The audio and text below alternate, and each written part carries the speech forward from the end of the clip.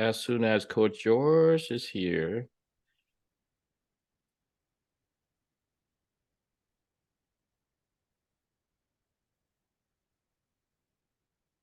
Here, George.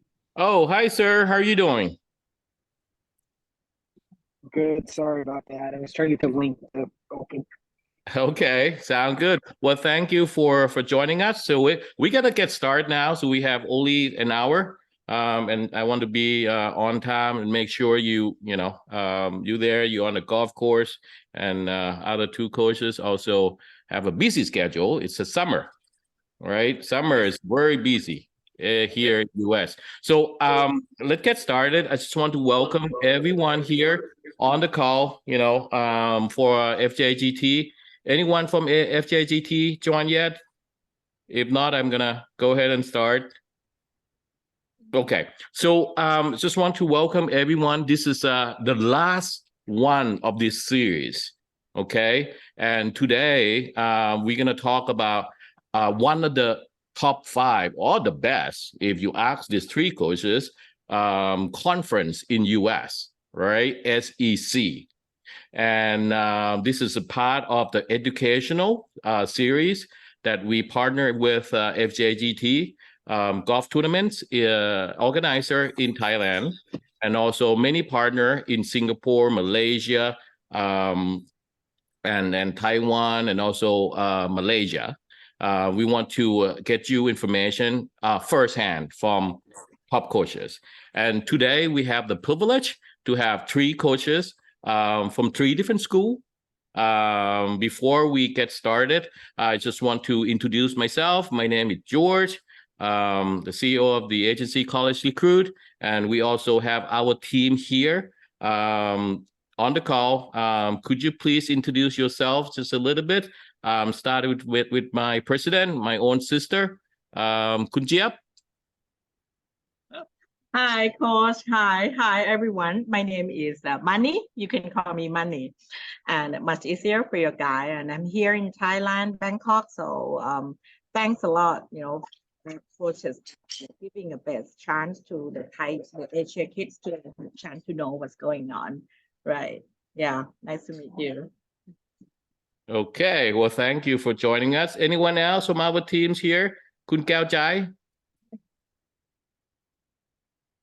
Hi, this is Keo Jaiค่ะ. Hi, Coach. Hi, Anya. Hello. Okay, good. Well, thank you for Hi, 2 yes. of our members are here. Let's get started. So first, I want to introduce you coaches. All 3 are going to be on the panel today. And the way it works is that I'm going to ask a leading question to each coaches, and let's hear from them of what they're thinking regarding this. For housekeeping, we want to ask everyone to stay mute. Make sure you mute your microphone at all time. Please turn on the camera because you're all looking great. You're still young. We want to see you, I'm a little bit already. I should be turning off, but you shouldn't turn on the camera, right? So, and then if you have any question, anything, just go ahead and type in the chat at the bottom of the screen. You see the chat. You can type in, and then when we come to Q&A, I want you to raise your hand digitally. You cannot raise your hand if you're not turned on the camera. We're not going to see you. Just raise digitally, and then I will ask you to come on and ask the question to coaches. But the way it works is that if you have a question, you have to state your name first, your class of graduating class, and then you should state the question. Okay? All right, let's get on it. So thank you, Coach, for joining us today. We have Coach Josh from University of Georgia. Thank you, sir, for joining us. Here we go. Coach Josh is on the golf course, and we also have Coach Diana from University of Tennessee here with us, and she's been in Thailand a few years ago. Thanks again. And also we have Coach Will from University of Kentucky joining us this morning. So, Coach, we're gonna start diving with first question. Coach Josh, so I'm gonna read this question. What are the main differences between junior golf and college golf? And is there more than just score? You know, a lot of people thinking that shooting low in order to get recruited. Is that more when you see it's on the golf course? Yeah, so a big difference is usually junior golf, most players are playing for themselves, not a team, and used to practicing and living on their own schedule. Where when you get to college, you're going to have other teammates' schedules. You'll have to work around class schedules. You'll need to work around, and I would say everyone on this call kind of has a pretty kind of standard, rigid Monday through Friday. So a lot of times you'll go to class in the morning and then have practice in the afternoon, maybe every day or 2-3 days of the week, and you might flip that in there because again, we're limited sometimes on golf course access for 2 or 3 tee times when you have 8 or 10 people. And George asked the question of what's important. Yes, scores are very important. As he said, we're one of the best conferences in America for amateur college golf and highly competitive, but at the same time, we all like really nice, good people. So we're going to pay attention how you interact with others because we're going to be on a team of 6, 8, 9 young ladies, young men, and we want to know how you handle that. And then also there's the academic piece. It's very important to as you go through this process of recruiting to understand what the academic standards are for the universities you're looking at and what you're looking for, because there's many different varieties out there. Again, our conference is going to be more athletic driven than academic. Just not saying we don't have good academic standards, we do, but again, we're just at a high level athletically from our end. But again, the big thing is like you're playing for a team as much as you're playing for yourself, unlike junior golf. Yeah, no. Thank you, Coach. And then you start mentioning about balance between the academic and golf. Okay, so I just throw example. All right, this is just nothing to do with discrimination or judging anything, but everybody think like me. I'm Asian. I'm supposed to be good in math. That's what I think, right? But I'm not. So what type of the assistance you can provide someone like Asian like me that's not good in math when I join your team? Yes, I mean, you're going to have resources, have all the help you want academically. Again, all of us are going to have counselors for you that help you set your schedules, that allow you to practice and work out, have rest. And then we have tutors for every class. So anything you take, we will have tutors for them. Others might have study hall where just set hours where you can go get help as you need it. I'm not sure, I can't speak for every school, only how we've done it. And you're right, George, it's finding the academic fit is usually will take place year 1, year 2 of college. We'll find what you like, what you're good at, because we want you to be great at golf so you can practice and as much as you can while also getting your education. Okay, good. And you mentioned about tutor of every classes you need. Is that school provided or something that the family have to, support themselves?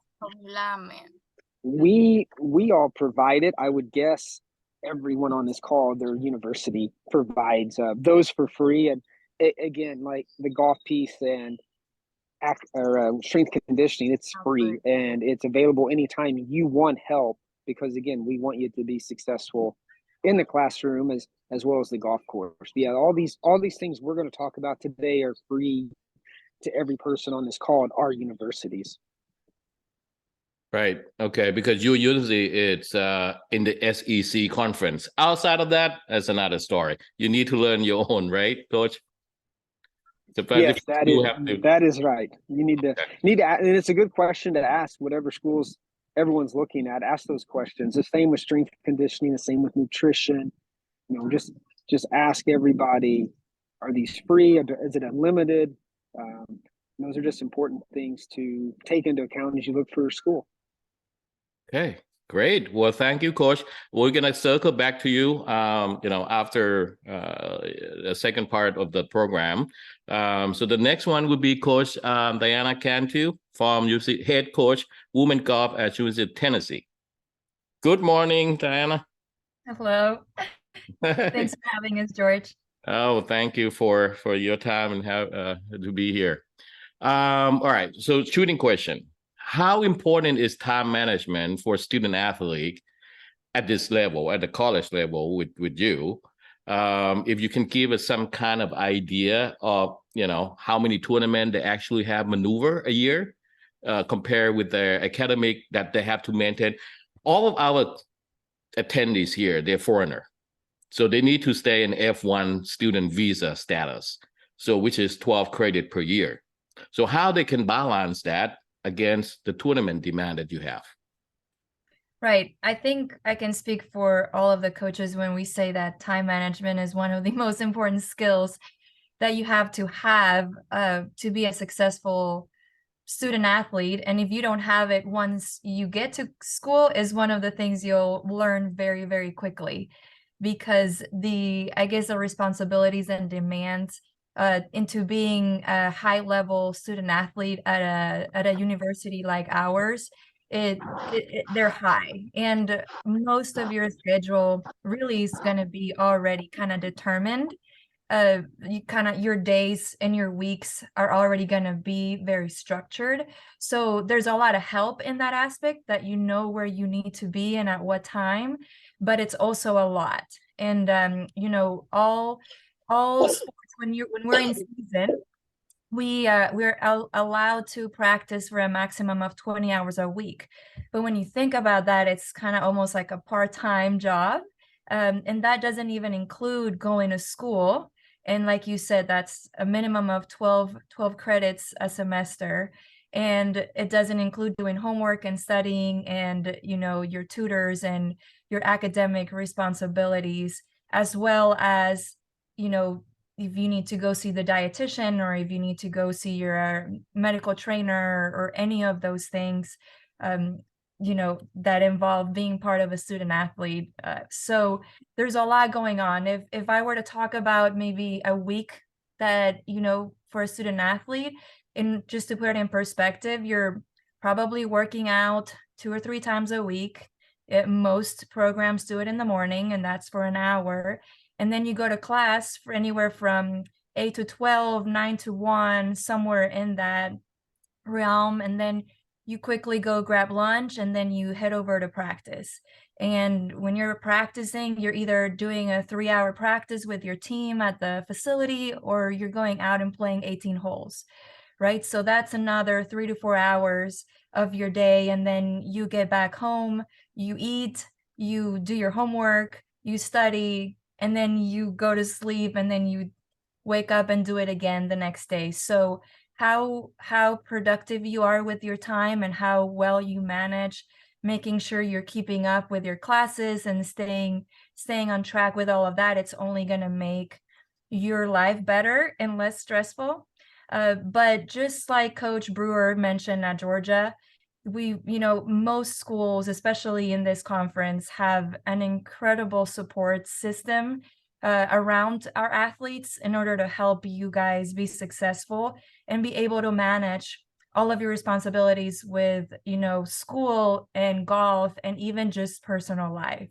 So not only asking questions about your dietitian and your academic advisor and your tutors, and your strength coach, but also, is there any help from, the wellness side of life? Do we have psychologists that can help you? Do we have people that just focus on your well-being, right? Are you doing okay? What do you need to continue to be successful? And I think picking a school that has a really good support system is really important. So asking those questions are really good. And George asked about tournaments. I mean, just to put it in perspective, our season, we start probably early September and go all the way to the end of October. And you're looking at playing anywhere from 4 to 5 tournaments during that time. So it can get really busy. You can pack a lot of travel during that time. And then you come back in the spring semester and we start in February and go all the way to May, and you can play up to 8 tournaments during those 3-4 months. So it is a lot of golf. It's a lot of travel, a lot of competition. So time management is definitely important. All right. Well, thank you. It's a lot of good information out there. I'm gonna throw you off a little bit, Coach. All right. So I'm not gonna go off the script with this next question, but kind of. Time, right? You're talking about time management. We got only 24 hours in a day. Can you give us kind of what's gonna happen within that 24 hour if the player play for you? Normal day. Yes. So we let's say I'm going to talk about a Monday and then a Tuesday, which are kind of different days for us. If we were to do a Monday, our players would go to class from anywhere, like I said, from 8 to 12 in the morning. So they wake up, we provide breakfast for our student athletes so they can go to our athletic facility, have breakfast, and then from there go to class, and then go back and have lunch and make sure they're fueled before their practice. And then they'll come to our facility, which is close by, and they get out here, and then they're practicing anywhere from 2 to 3 hours on our time, or some of them like to stay longer. And then from there, they go back to campus. They might have another class in the afternoon. They might have a tutoring appointment. They might have an academic appointment. And then they get lunch, they shower, they go to bed. And then the next day, they'll wake up and have a 6:30 a.m. workout for an hour long. After workout, they go and grab breakfast, and then they rush to class, and they're in class 3 to 4 hours. They go back, have lunch, they go shower real quick, and then they go out of the golf course and play 18 holes. And then after that, they go home, they have dinner, they do homework, and then they go and do it again. So a lot of your day is very busy. So how many hours sleep? As much as you can. Some people have some schools have really great support system, and with regards to their supporting staff, that actually kind of, for us, we even have like a wellness survey every morning. Our strength coach is really, really good about making sure that our kids are recovered and are ready to perform and see where their level is at. So some of those questions in the survey is how many hours of sleep did you get? Did you have good sleep? Did you hydrate? Are you ready to go today? Like, where is, from 1 to 5 your level of readiness for training today? And I think that's really good to be tracking, because good sleep and good recovery helps you have a longer career as well, and a healthier career. All right, Coach, I need a little bit more specific. 8 hours? So that way they know what they're going to get. Yes. Because right now, I think a lot of this attendees right now sleep in less than 8 hours because they work so hard. They do. But I think just as we tell our team, you work really hard when you're practicing, you work really hard in your academics, you got to work really hard in your recovery, because that's also a really big part of your success as an athlete. Okay, good. Well, in that case, back to my question is that how important of when you ask coaches in the program, is that big difference between the program that have easy golf access facility to you in terms of golf, in terms of the time management? Like, is that important to have facility close by? Mm-hmm. I mean, I'd say I'm biased with this answer, but absolutely. When you talk about how much time your day is taken with all of your activities, it's really important to ask during the recruiting process, and when you go on campus and you have the ability to visit, how long it really takes to get to the practice facility, because you want to really consider, do I want to be in the car traveling 30-45 minutes if there's traffic to get to my practices there and back, or do I want to be somewhere where it's really close to campus within 5 or 10 minutes? There's a lot of time you can save yourself in that day, you know, in transportation, right? Or, you know, there are some schools that have their own golf course on campus, and that's great. But also you got to ask, hey, how often do you play there, right? Because it's great that they have a golf course nearby or their facilities nearby, but having the ability to have access to numerous golf courses is huge, because if you want to be successful not only in college but as a professional golfer, you gotta know how to play in all kinds of conditions. And if you play one golf course or two golf courses all the time, you get used to that. You learn that golf course. You all probably know your home course like the back of your hand. So being able to put yourself in different situations, different kinds of grasses and just different kinds of golf courses are only gonna prepare you for the higher level. So making sure you're asking, how much access can I just call and make a tee time saying I'm on the golf team? Or do I have a lot of restrictions on when I can go and play on my own as well? Is a really good question. Great. Well, thank you. So a lot to learn before you select the right fit program to play for. Well, thank you, Coach, and we'll circle back with you in the second part of the program. So was the next one, Coach Will from University of Kentucky. So, Coach, all right, I assume that in the corporate ladders, everybody have to go by step. So I'm pretty certain that before you become a head coach, you had to learn how to become good assistant coach, right? Sure. So just like everything else, got to work your way up to it. Yeah. So, and then most of the time, assistant coach is related to PSA, prospective student athlete, because the age gap would be a little bit closer. Yeah. Right. So they gotta see you all the time, and all this stuff. So exactly, what is assistant coach job role is in terms of college recruiting? Yeah, so good question. I think how I view it for myself is it's one of my jobs to help my boss Golda, who's the head coach, find players that are going to fit our program as a whole, but not only fit her personality and style of player that she likes, most importantly. But also I think the relationship piece between the recruit and assistant coach is just as valuable and important as the relationship between the head coach, because a lot of the times what most schools, the head coach and assistant coach are working together with the players, but as time goes on, the assistant coach can play a huge role in the experience that the student athlete has at the universities.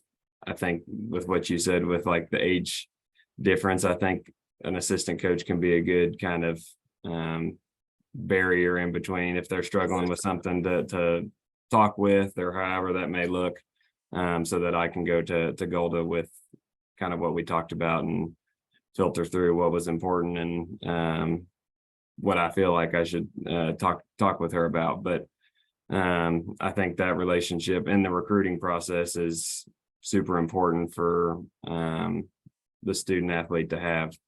But I think one thing I wanted to touch on was that when you're sending out emails and things like that, it's very important for the recruit to include the assistant coaches in the emails you're sending, because a lot of the times the assistant coach, or maybe the head coach, those emails get lost in the shuffle of the amount of emails they get. But as an assistant coach, it's one of my jobs to make sure those players don't get lost, and I can relay that to the head coach once I find a good player that I think could fit our program. So I think that's super important, and I think a lot of times the recruit just emails the head coach, and that may get lost in the shuffle of all the emails that the head coach gets. And so I would highly recommend including both coaches on that email thread.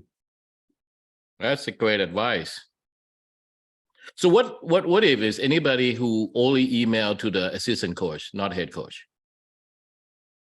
Can you repeat that question? Sorry. So what if they only email to assistant coach I think that, I mean, You can still, do you have to, I mean, you still have to consult with the head coach.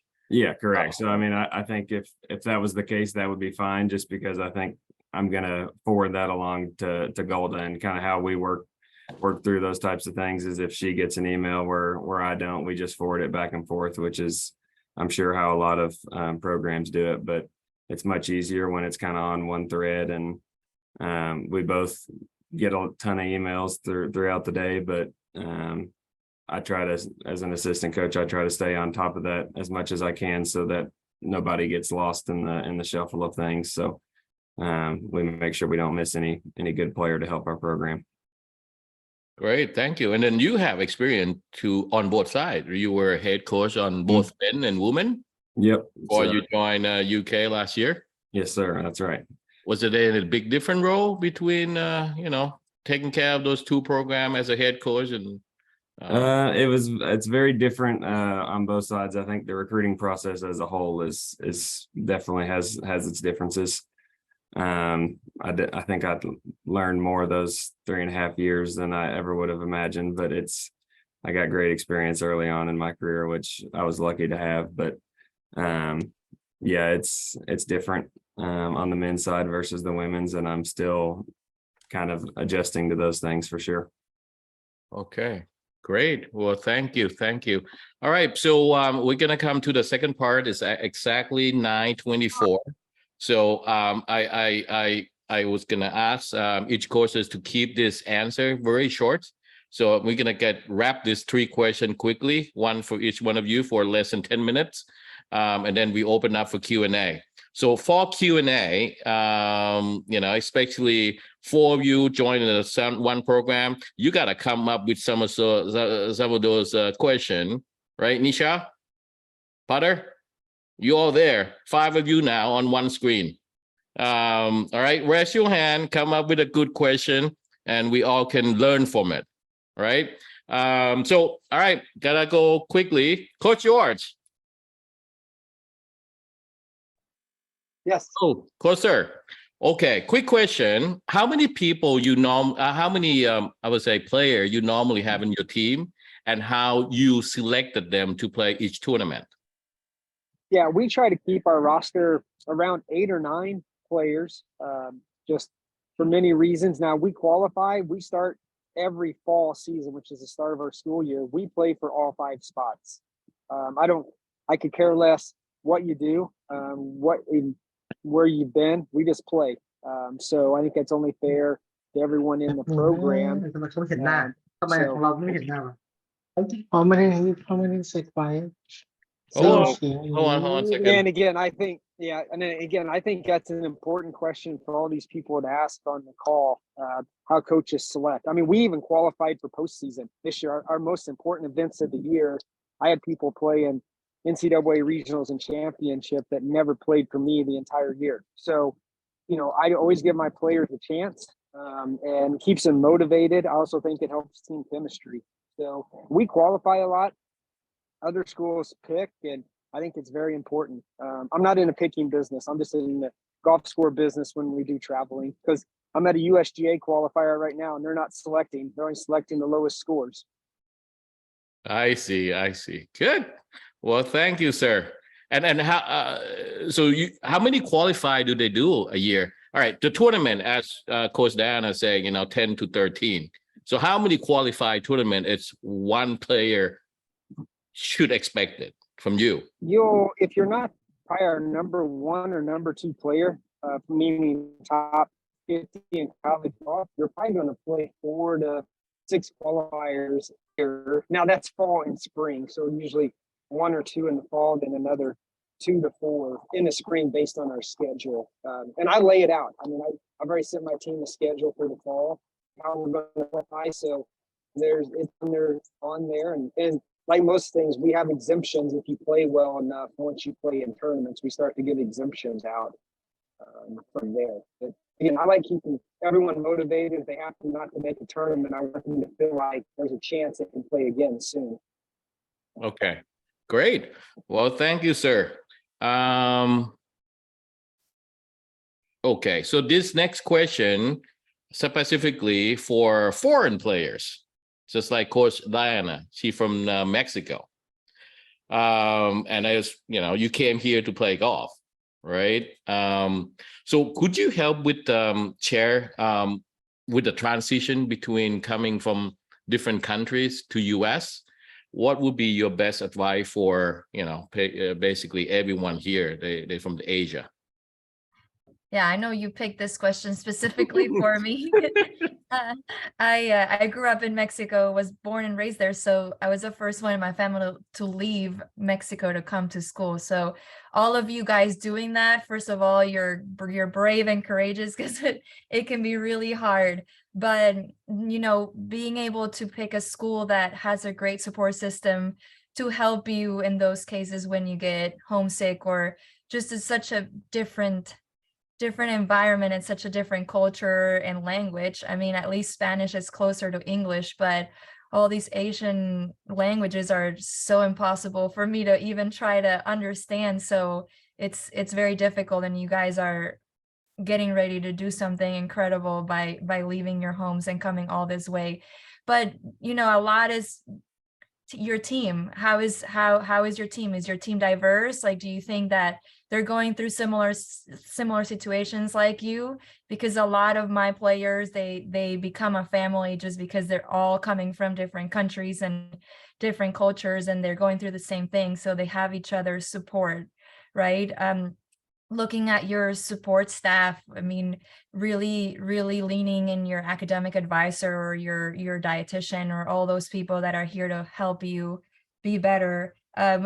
Even our school has a lot of groups, leadership groups, or the student athlete advising committee. Like, joining those groups are gonna help you make more friends, making sure your coaches give you roommates that are from other sports, right? And making sure you meet people that are not only on your team, but you start creating a community that's helpful to you.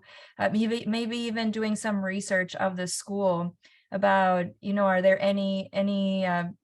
is there a student population of the country that you're from that could be really helpful for your transition, right? And talking to other international student athletes from other sports. A lot of them come in and they get to know each other, and they immediately become a family, because again, they have being foreign and having a different language and culture as something in common. So they really enjoy that. I have a Thai player on our team right now that we took her, it was her birthday the second week of class, and we took her to a Thai restaurant, and she loved it.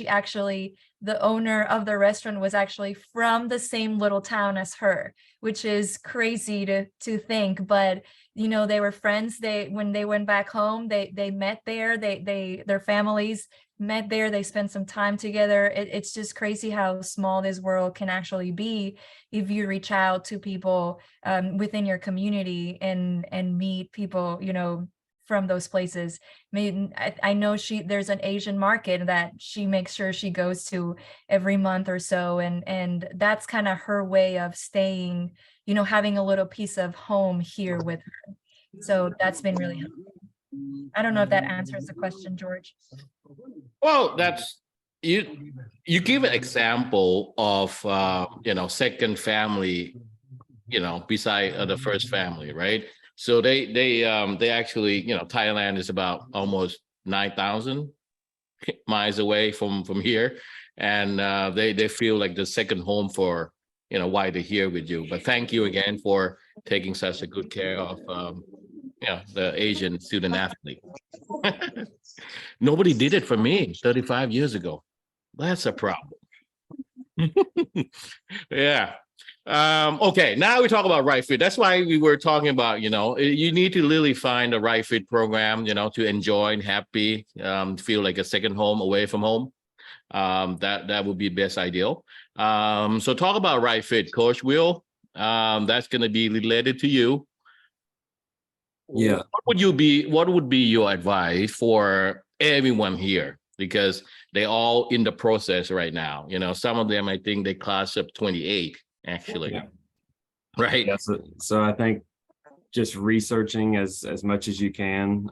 Most schools in our conference do a great job online of providing resources that show you the campus, the facility, and things that are important to where you can see if it's going to be a right fit. But I think don't let yourself get so focused on making sure it's a right fit with the relationship between you and the coaching staff and the players. Like, obviously that is super important, but the city, and Deanna talked about it with like the drive to the facility, like the little things like that are just as important as the relationship with the coaches and players on the team.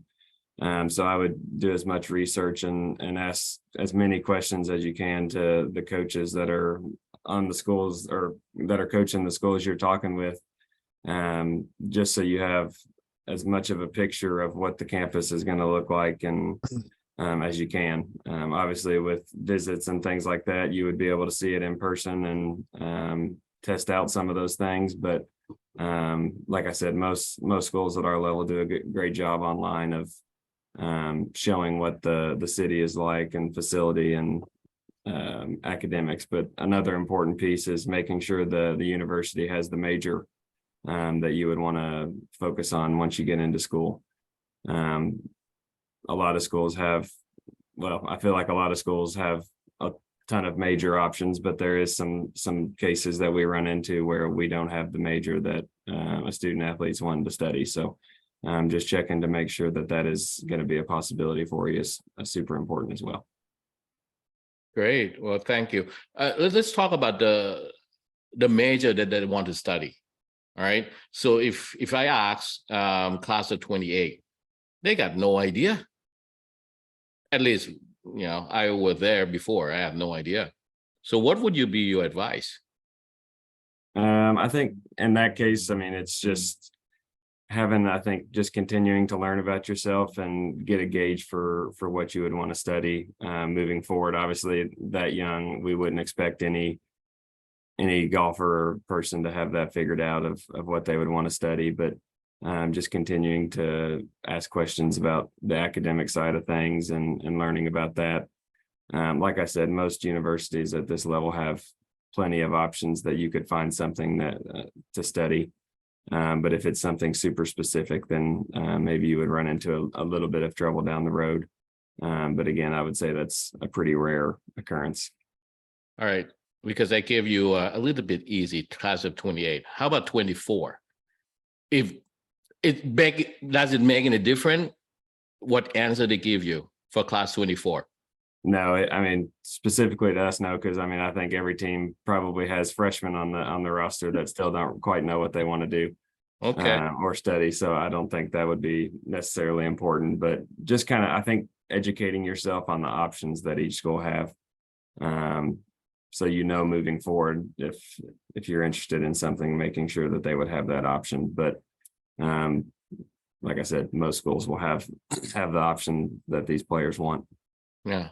So continue finding themselves, because even though you get into college, you can do undecided, right? Mm-hmm. Is that what you're saying? You're still Correct. learning about yourself and show you there. Good. All right. So now it's my favorite time to see who's actually still awake and pay attention. Right, Mai? I know you keep smiling. Okay. So this is how it goes. Raise your hand digitally and we will call your name. Once your name got called, make sure you state your name, say hello to coaches and your class. And I'm going to ask each coaches, whoever you like to take a step, on the answer, just please go ahead. All right. So this is the time. But before we do that, I just want to introduce our friends and good partner from FJGT, Nung, Bom, and Prosom. Hello. Hello. สวัสดีค่ะ สวัสดีครับ Yeah. Hi, greeting from Thailand and also from FJTT. I'm sitting along with Prosom, who is the founder of the junior tournament here in Thailand. Apology for starting late, but FJTT has been working with AR for quite some time. We are hosting the junior tournament from a very young age up until 18. We are working with agency college recruit with George in order to deploy some of the tournament with their standard set in order to gain the point of junior golf scoreboard and also sending the tournament result for the whacker. So it's a pleasure to be here and also to learn from the coaches as well. Thank you, coaches, for giving the opportunity on behalf of the player in FJTT and all the junior here. Thank you for your kind elaboration and also information about the opportunity for the Thai players to be there. Well, thank you. And we were enjoying our partnership and looking forward to keep growing. Thanks again for being here. Okay. All right. Definitely. So and again, I just want to let you know the whole reason why we here as the agency college recruit, and also I can say the same with FJGT. It's most of us have our own kid who play golf. Right? Well, like FJGT, Kuning also have a son. Prosom also have a son to play golf. And myself have two play golf, my sister. So we are here not just helping kids, we also help our own children. But the whole point is we coming in as a parent's perspective. All right. Well, thank you to join force together. All right. So we open up the floor. Who wants to start first? If not, I'm going to call your name. Don't worry. I see you. Mai, you go first. Please. Hello, good morning. I am Mai. I am class graduate of 2026. And I want to ask like the University of Kentucky head coach, or coach, I don't really mind. How far like from the university to like the golf course that you guys usually like practice? Good question. So ours is about 15 minutes from like where our range and indoor facility is, which has two courses that are at the same place. We have access to pretty much every private club in Lexington, which are all within a 10 to 20 minute radius of our campus. So the maximum drive you would have to one of our facilities that we access would be 20 minutes. I see. Thank you. Okay. Next question from Anya. Hello, I am Anya Sado, class of 2025 from Manila, Philippines, and my question is for Coach Diana. And can you give me an example of your team building exercise that you guys do? Yes. So we kind of change it up a little bit every year, but last year we actually, so it's my husband is from Knoxville and his parents live here, and they have a beautiful house on the lake about 30 minutes from campus.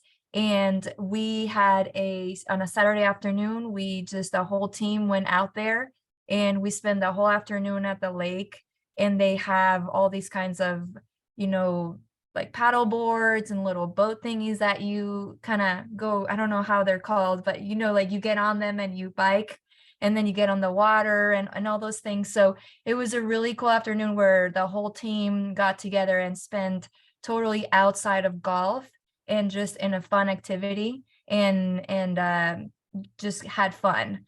We've also done hikes. So we went to Arizona in early January for a training trip.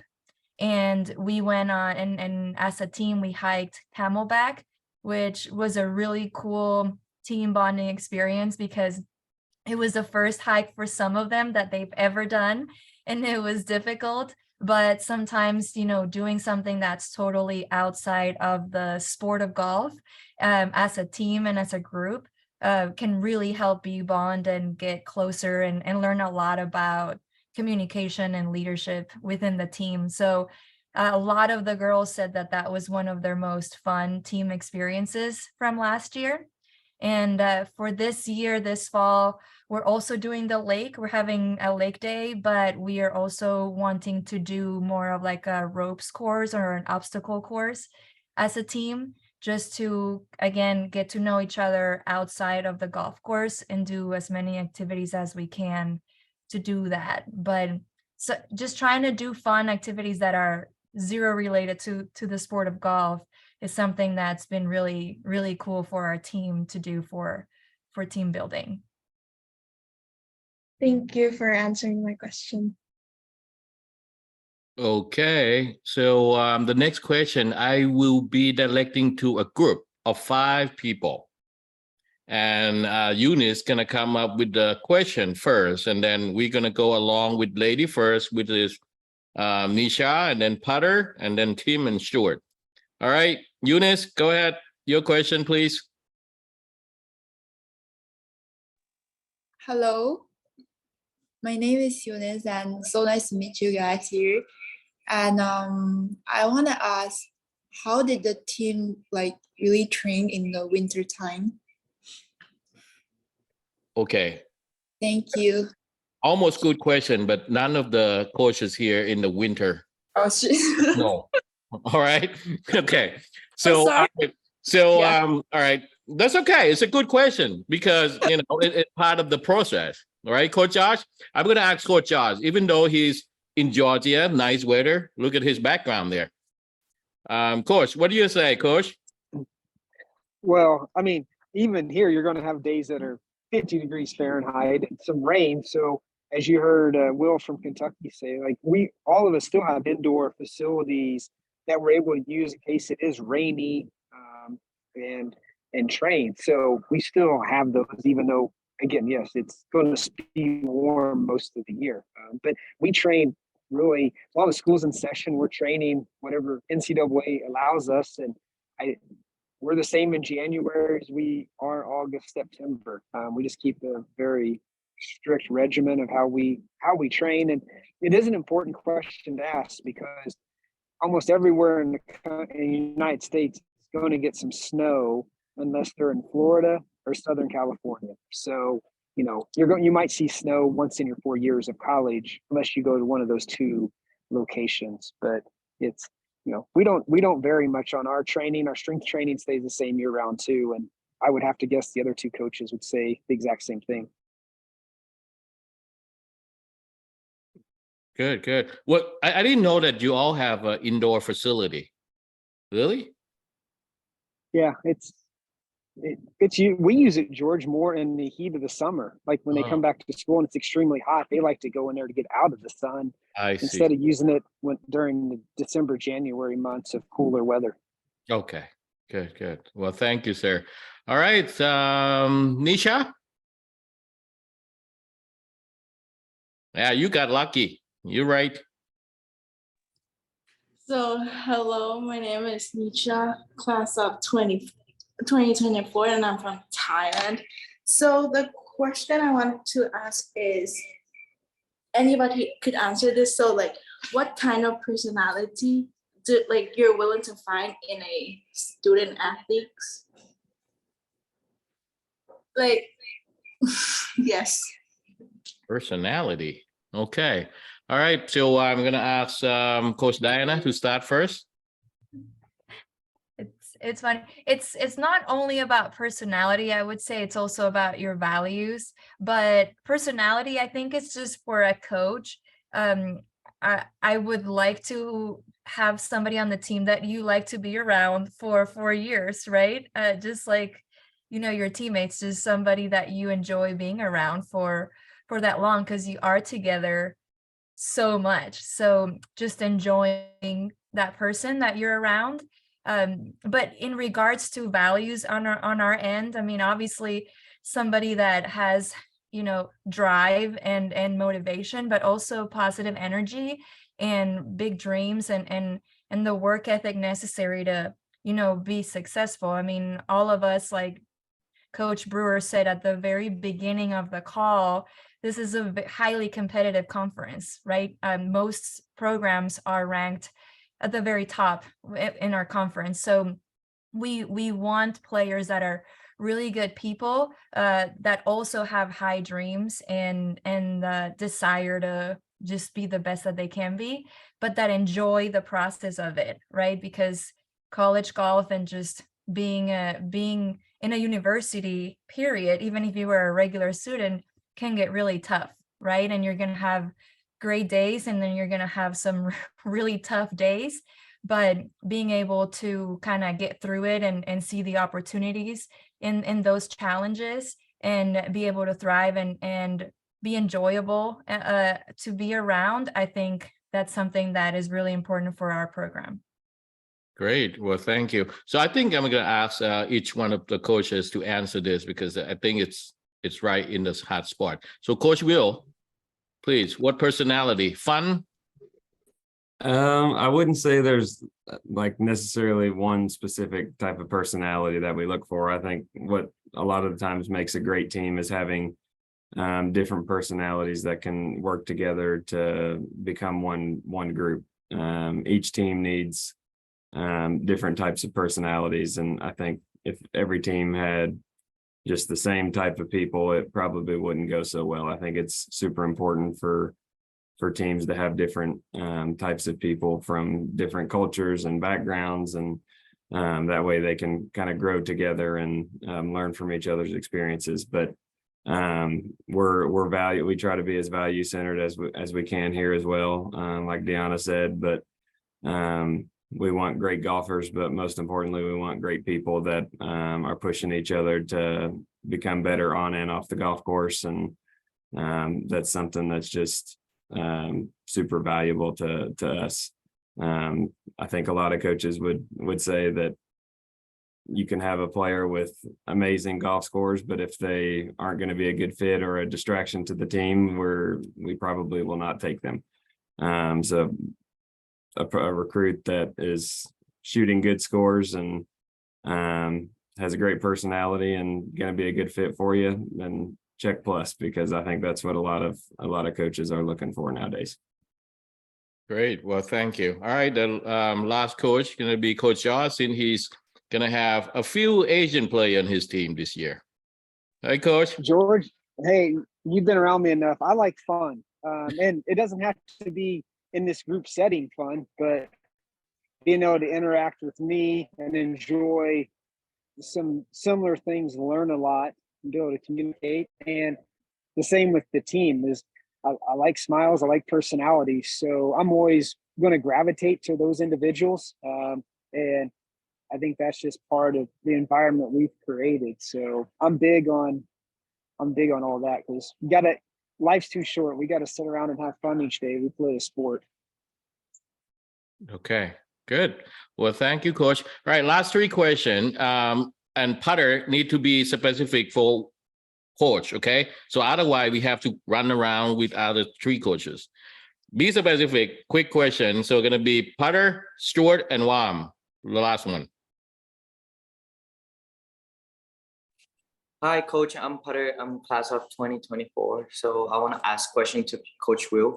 So as I said, I'm class of 2024. I want to know that I might have still have time for practice and improvement to get in a good college, also make a good positive impact to the team.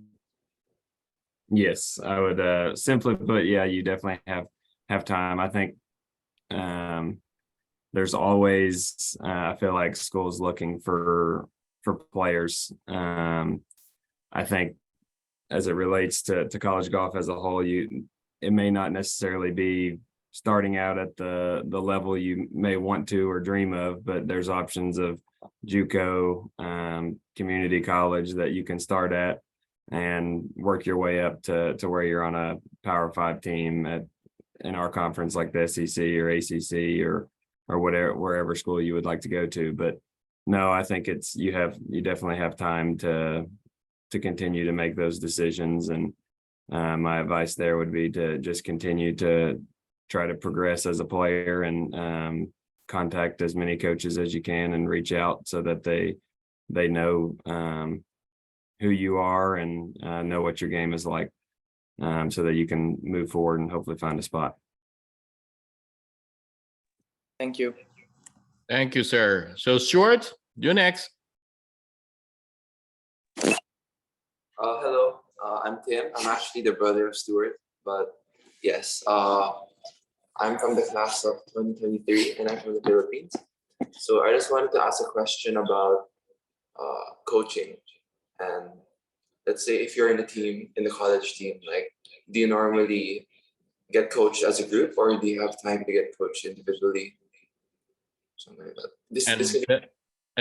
This question addressed to what coach? Any coach, any coach. No, specific, please. Coach Will. Okay. Coach Josh, please. Yeah, so ask the question on there, how they do team practice or individual practice, because we do 3 individual practices a week, specifically, and 2 team practices, because everyone on this call is working on something different in my eyes. So we all shouldn't be doing the same thing to get better. But you need to ask that question during the recruiting process, how they go. Each coach does it, each program does it. It's a lot of work for us from our end, because again, we're spending an hour 3 days a week with each of you, so that's 24 hours of our time. George talked about sleep earlier, but ask that question: how much individual time will you receive from the coaching staff, and are the resources there to do it as far as golf courses and facilities?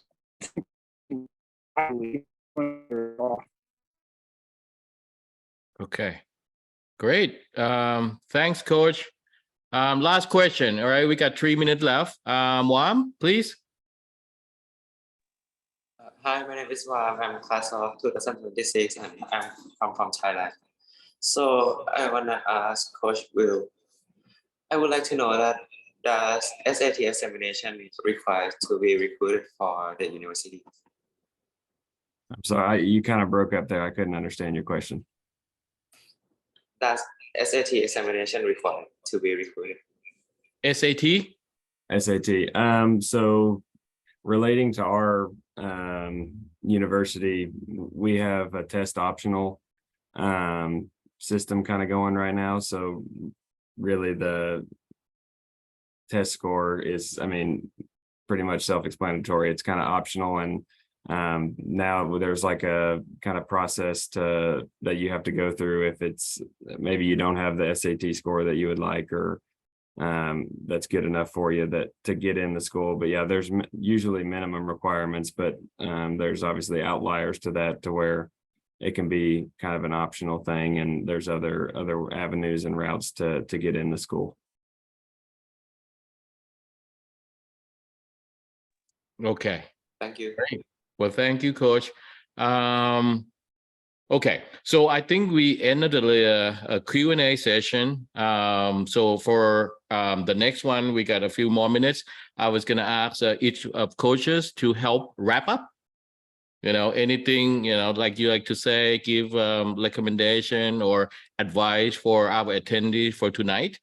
I'm going to start out with Coach Will and Coach Diana and Coach Josh. Coach Will, please.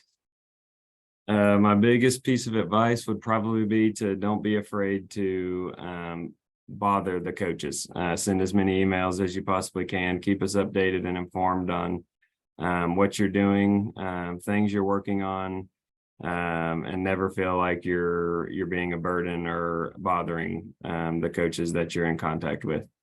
I know sometimes it can feel like that. And you don't want to be a bother, but it's more important to get your name in front of these coaches than it is to worry about bothering us or things like that. So that would be probably my biggest piece of advice. Great. Well, thank you, sir. Coach Diana?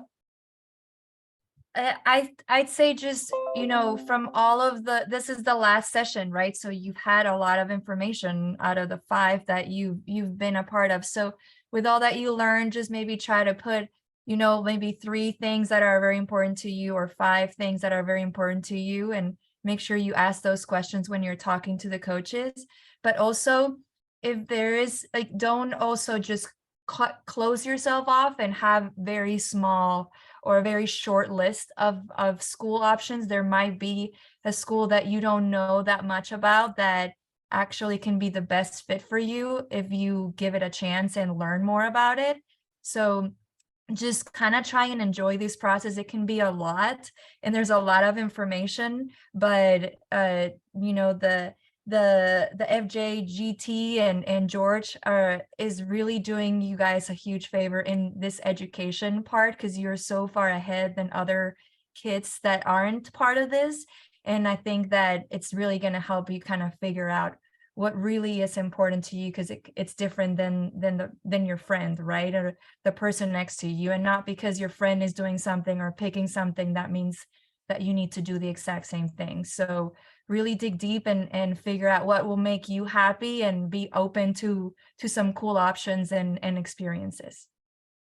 Great. Well, thank you. Coach Josh? Yeah, I say when you send emails, messages, personalize those to the coach. I say that because this morning I received an email that was sent to like 40 coaches. So I guess take the time to really, you know, make sure the only email address on there is the one I see. And then also a big thing for you and your parents, understand NCAA rules, because there's some things that we're allowed to do, not to do. And we're not trying to be rude if we don't respond or kind of walk away if we happen to see you at an event. So please, you know, educate yourself or just ask, because again, there's some things we have to follow from our end. And also enjoy the process, because it's supposed to be fun for you. So just enjoy it. Try to get to meet as many coaches, people that you can. And again, you got George right here, so lean on him heavily and he can help. That's me. So thank George. Well, thank you all the coaches to be here. And I a lot of people know me by now that keep enjoying your life, you know, have happy, enjoy. And as Coach Blue was saying, you know, enjoy the process, because you only go through this once in your lifetime. Okay. You only go through this one in a lifetime. 10 years from now, you can look back. I done everything I could, you know. So enjoy the process and keep learning, keep improving, appreciate your family and your support system, because they're the one who helped you to be here in this world. Remember, 16 years ago, you born here, right? So that's it. Your family is number one. With that, I'm gonna ask FJGT team to end this Zoom, because they're the one who actually run in the tournament this weekend. They're the one who's gonna get you improving every week with the tournament. Kunung, please. All right. First of all, thank you to all the coaches for giving your time and also a very valuable comments and also information provided to our players today. I am sure that they will get something back, and also it will be inspiring for them to move forward to their objective of being there in the US, and hopefully they'll be one of your players in the future. And for all the players, please remember the coaches, what they say today. You still have time to prepare, and looking forward to see you in the tournament. We are hosting. I hope you enjoy Pattaya Country Club on this weekend. And for those of you who are not playing this week, looking forward to see you again in the next tournament, or even in next session with AR. Thank you. Well, thank you again for FJGT to put out like professional like event every week and week out. All right, so get all the kids prepared. And on behalf of our group, the agency College Recruit, with my own sister, she's a president at Asian Operation, with Kun Kao Chai and Kun Boom, who are here, and Kun Chum. We thank you, all of you again, especially all the coaches, for your time and valuable information today. Thanks again. And good night. Hit a lot of fairway and green, okay, this week. Hi, thank Goodbye. you. Hi, George. Oh, she's gone. Hi, Dana. Looking Hi. forward to see you here. I will in Bangkok someday. Bye.